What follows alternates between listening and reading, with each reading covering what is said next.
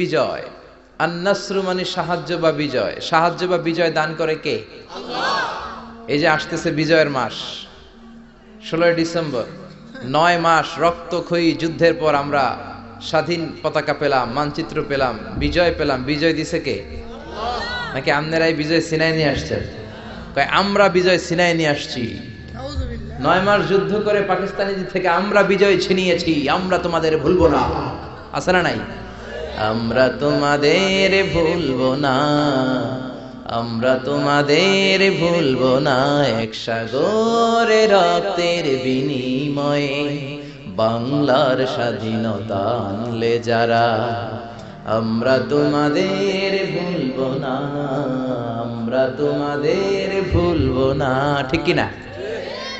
আসলে আমরা মুক্তিযোদ্ধাদের ভুলবো না, ভাষা শহীদদের ভুলবো না। তাদের জন্য দোয়া আছে না নাই? সালাম আছে না নাই? কিন্তু বিজয় আমরা আনছে এটা বলবেন না। বিজয় দিয়েছে কে? এজন্য 16 ডিসেম্বরে শুধু মুক্তিযোদ্ধাদের কথা বললেন না, 26 মার্চে 21 ফেব্রুয়ারিতে শুধু ভাষা শহীদদের গুণগানি গাইয়েন না। শুকরও করবেন কার? বলবেন এক সাগরে রক্তের বিনিময়ে বাংলার স্বাধীনতা দিলেন যিনি, আল্লাহ তোমাকে ভুলবো না, আল্লাহ তোমাকে ভুলবো না। ঠিক কি না? কারণ বিজয় আপনি আনেন নাই, কিচ্ছু ছিল না বাঙালিদের। পাকিস্তানিরা এমন অস্ত্র শস্ত্রে সজ্জিত ছিল, ওই পাকিস্তানিদেরকে হারানোর জন্য আমাদের হাতে কোনো অস্ত্রই ছিল না। আমাদের জিনিস ছিল একটা, সেটা হলো আল্লাহর সাহায্য। জোরে কোন ঠিক কি না? সাহায্য রব্বুল আলামিন করেন যদি কোনো এলাকা সাহায্যের উপযোগী হয়, বিজয় রব্বুল আলামিন দান করেন যদি বিজয়ের উপযোগী হয়। বিজয় আমরা ছিনিয়ে আনি নাই, বিজয় দিয়েছে কে? আল্লাহ। এজন্য 16 ডিসেম্বরে মুক্তিযোদ্ধাদের জন্য দোয়ার পাশাপাশি শুকর করবেন কার? আল্লাহ। আর জোরে কার? আল্লাহ। কারণ আমাদের এই মুক্তিযুদ্ধ এটা ইসলামের নামে এসেছে, এটা আল্লাহর নামে এসেছে। জোরে কোন ঠিক কিনা? বঙ্গবন্ধু যখন মুক্তিযুদ্ধের ডাক দিয়েছেন, উনি বলেছিলেন রক্ত যখন দিয়েছি আরো দেব, এদেশের মানুষকে মুক্ত করে ছাড়বো ইনশাআল্লাহ। ইনশাআল্লাহ আছে না নাই? তাহলে মুক্তিযুদ্ধ হয়েছে কার নামে? আরো জোরে বলেন কার নামে? এজন্য বিজয় দিবসের প্রশংসা কার? আরো জোরে বলেন কার? কিন্তু বিজয় দিবসে কপাল পড়া বাঙালিরা হিন্দি গান ছাড়ে আছে না নাই? দেদারসে হিন্দি গান চালায়। আল্লাহ সহি সমঝ দান করুক, আমরা পড়ি আমিন। সূরাতুন নাসর বিজয়ের সূরা। যেহেতু বিজয়ের মাস আসতেছে, এই বিজয়কে সামনে রেখে আমরা এই 3টি আয়াতের তাফসীর আজকে শুনবো। চিল্লায় পড়েন ইনশাআল্লাহ। এই সূরাটি মাদানী, মদিনায় নাজিল হয়েছে 10ম হিজরিতে, বিদায় হজের সময়। খেয়াল রাখবেন, বিশ্বনবী জীবনে হজ করতে পেরেছেন মাত্র একটা। কয়টা? এটা অনেকে জানি না। আমরা বছরে বছরে হজ করি, বিশ্বনবী বছরে বছরে হজ করতেন না। হজ করছেন একটা। চিল্লায় কোন কয়টা? বিশ্বনবী জীবনে উমরা করেছেন 4টা। জোরে কোন কয়টা? যেই হজ উনি করেছিলেন ওই হজের মৌসুমে 9 জিলহজ থেকে 13 জিলহজের এই কোন একটা সময় মিনা প্রান্তরে এই সূরাটাকে নাজিল করেছে কে? আল্লাহ। এই সূরাটা আখিরুস সূরা নুজুলান কামিলান মিনাল কোরআন, কোরআনের সর্বশেষ পূর্ণাঙ্গ নাজিল হওয়া সূরা। ইনফরমেশন গুলো নিয়ে যান। কোরআনের সর্বশেষ পূর্ণাঙ্গ নাজিল হওয়া সূরা। এই সূরা নাজিলের পরে কোরআনের আর কোন সূরা পূর্ণাঙ্গ নাজিল হয় নাই। কোন সুবহানাল্লাহ। কোরআনের কোন কোন সূরার কাটা কাটা অংশ 1 আয়াত 2 আয়াত 5 আয়াত নাজিল হয়েছে, কিন্তু কমপ্লিটলি সর্বশেষ যে সূরাটা নাজিল হয়েছে এটা হচ্ছে সূরাতুন নাসর। পড়েন আল্লাহু আকবার। আবার এই সূরার আরেক নাম হলো সূরাতুত তাওদী, মানে বিদায়ের সূরা।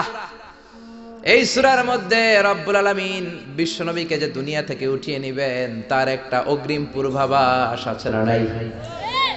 ইযা জাআ নাসরুল্লাহ, যখন আল্লাহর সাহায্য আসবে, ওয়ারাআইতান নাস ইয়াদখুলুনা ফি দীনিল্লাহি আফওয়াজা, ও নবী আপনি দেখবেন দলে দলে লোকজন কালিমা পড়ে মুসলমান হয়। দলে দলে সবাই যদি মুসলমান হয়ে যায়, তার মানে বিশ্ব নবীর দাওয়াতি মিশন কমপ্লিট। ঠিক কি না? নবীর পৃথিবীতে রাখার আর দরকার নাই। এই সূরা নাজিলের পরে বিশ্বনবী পৃথিবীতে বেঁচে ছিলেন মাত্র 80 দিন। কয় দিন? কথা বলেন, কথা বলেন, কয় দিন? এই সূরা নাজিলের পর বিশ্বনবী বলতেন, ওয়াকাদ নুঈতু ইলা নাফসি, আমার আত্মার মধ্যে বারবার রব্বুল আলামিন এই তথ্য দেয়, আমি আর বেশি দিন বাঁচবো না। এই সূরাটা আমার চলে যাওয়ার ইঙ্গিত। এই কথা শোনার পরে বিশ্বনবীর কলিজার টুকরা নয়নের পুটুলি ফাতেমা রাদিয়াল্লাহু তাআলা আনহা কাঁদতে শুরু করলেন। বিশ্বনবী বললেন, ও ফাতেমা কেঁদো না, ইসবির ইয়া ফাতেমা, ধৈর্য ধারণ করো ফাতেমা, ফাইন্নাকি আউয়ালু আহলি বাইতি লিহাকান বি, কারণ আমি মরে যাওয়ার পরে সর্বপ্রথম তুমি আমার সাথে সাক্ষাৎ করবে রে ফাতেমা। বিশ্বনবীর ইন্তেকালের পরে মাত্র 6 মাসের ব্যবধানে সাইয়্যিদাতুনা ফাতেমা রাদিয়াল্লাহু তাআলা আনহা ইন্তেকাল করলেন। জোরে বলেন আল্লাহু আকবার। আবার সাইয়েদনা ওমর ফারুক যখন খলিফা, বদরের যুদ্ধে অংশগ্রহণকারী বয়স্ক সাহাবীদের নিয়ে উনি মিটিং করতেন। এদেরকে আরবিতে বলে আশিয়াখু বদর, বদরের শায়েখ। বদরের সাহাবীদের সাথে, বয়স্ক সাহাবীদের সাথে যখন সাইয়েদনা ওমর ফারুক মিটিং করতেন, ওই মিটিং এর ছোট্ট একটা বাচ্চা সাহাবীকে রাখতেন। ওই সাহাবীর নাম হলো ইবনে আব্বাস, আব্দুল্লাহ ইবনে আব্বাস, বিশ্বনবীর চাচাতো ভাই। বদরের বয়স্ক সাহাবারা মনে দুঃখ পায়, আমরা বয়স্ক মানুষ, আমাদের মিটিং এই ছোট্ট বাচ্চা কেন? এই বাচ্চার বয়সে অনেক ছেলে আছে, আমাদের নাতিপুতিও আছে। সাইয়েদনা ওমর ফারুক আমাদের বয়স্কদের মিটিং এ ছোট বাচ্চারে রাখে কেন?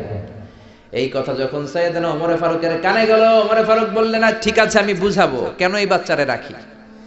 একদিন মিটিং শুরু করলেন এই সূরা দিয়ে, যে সূরাটা আমি তেলাওয়াত করেছি, পড়েন।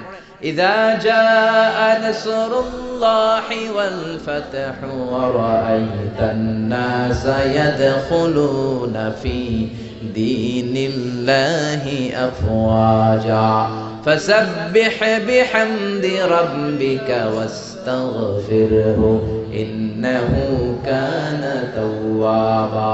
পড়েন আল্লাহু আকবার। এই সূরা তেলাওয়াত করে ওমর ফারুক মিটিং শুরু করলেন। এবার ধরে ধরে বললেন, ও বয়স্ক সাহাবারা, এই সূরাতে আপনি কি বুঝেছেন?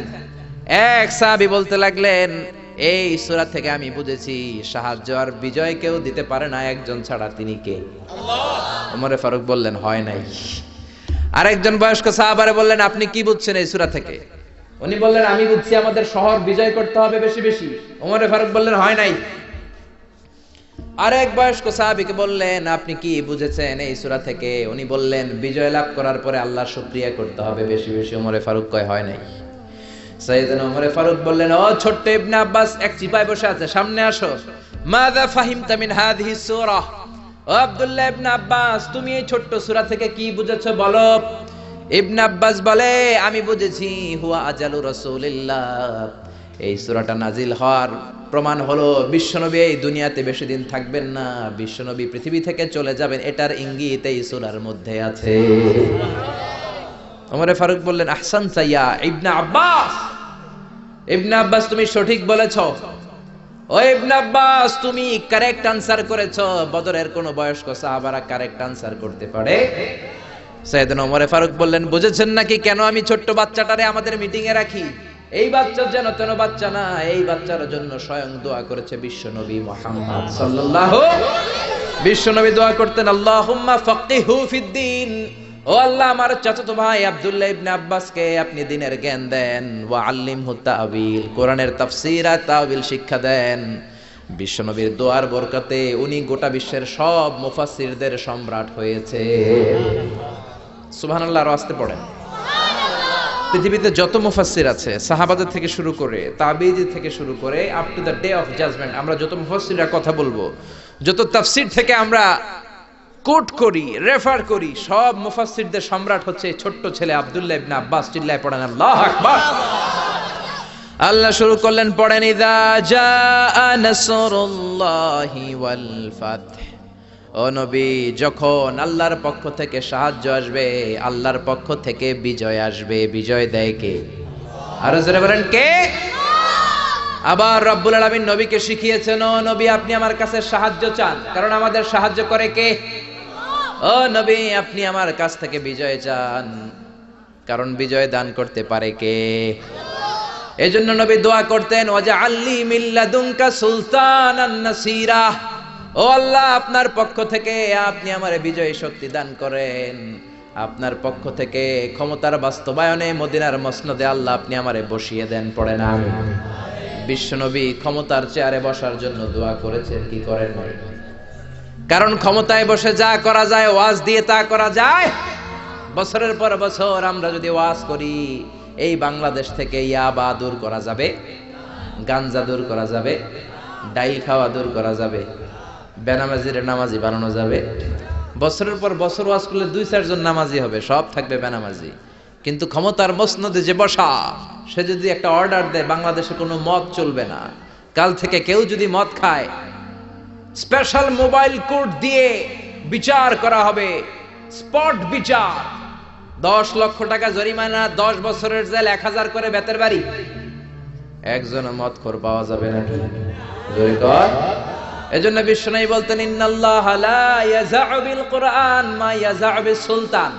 আল্লাহ ক্ষমতা দিয়ে মাঝে মাঝে সমাজে এমন কিছু করে, কোরআন দিয়েও আল্লাহ সেটা করে।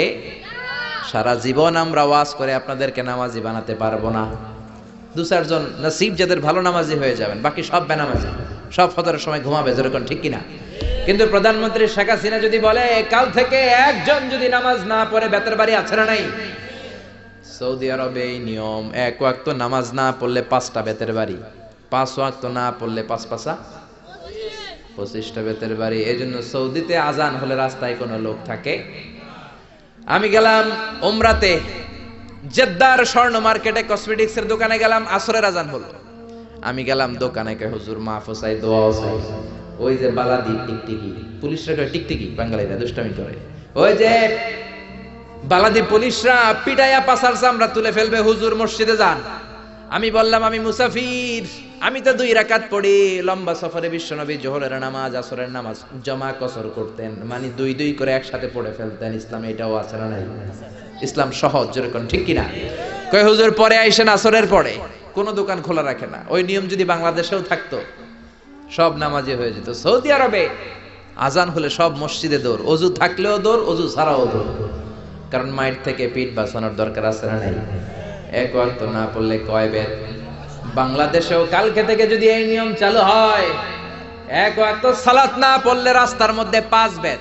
কোন বেনামাজি কি খুঁজে পাওয়া যাবে? সবার জন্য আইন সমান। প্রধান বক্তা ওয়াজ করার পরে যদি আসর নামাজ না পড়ে, বক্তার পিছনে 5 বেত আছে না নাই? খতিব সাহেব খুতবা মারে, খুতবা দেয়, কিন্তু নামাজ না পড়লে 5 বেত আছে না নাই? চেয়ারম্যান সাহেব যদি না পড়ে আছে না নাই? প্রধানমন্ত্রীর পোলায় না পড়লে আছে না নাই? আমি কই নাই, আপনারা কইছেন, আছে না নাই? এই নিয়ম যদি চালু হয়ে যেত, বাংলাদেশে বেনামাজি থাকতো? জোরে বলেন, থাকতো? থাকতো। এজন্য বিশ্বনবী আল্লাহর কাছে বলেছেন ওয়াজআলনি মিন লাদুনকা সুলতানান নাসীরা, ও আল্লাহ আপনি আমার ক্ষমতার চেয়ারে বসান। রব্বি আদখিলনি মুদখালা সিদকিন ওয়া আখরিজনি মুখরাজা সিদকিন ওয়াজআলনি মিন লাদুনকা সুলতানান নাসীরা। ও আল্লাহ আপনি আমারে মক্কা থেকে মদিনায় যখন নিবেন, সত্যের সাথে নিবেন, মদিনায় যখন বসাবেন, সত্যের সাথে বসাবেন, আর আপনার পক্ষ থেকে আপনি আমারে ক্ষমতা দান করেন। সুবহানাল্লাহ। এই দোয়াটা বিশ্বনবীকে শিখিয়েছে কে? আর জোরে পড়েন কে? সে আল্লাহ বলছেন ইযা জাআ নাসরুল্লাহি ওয়াল ফাth। এই ফাth দ্বারা রব্বুল আলামিন বুঝিয়েছেন ফাথে মক্কা, মক্কা বিজয়। কি বিজয়? জোরে বলেন কি বিজয়? মক্কা বিজয়ের পরপরই গোটা জাজিরাতুল আরবে যত কাফের মুশরিকের আন্ডা বাচ্চা ছিল সব কালিমা পড়ে মুসলমান হয়েছে। জোরে কোন আল্লাহু আকবার। এজন্য আল্লাহ বললেন ওয়া রাআইতান নাসা ইয়াদখুলুনা ফি দীনিল্লাহি আফওয়াজা। ও নবী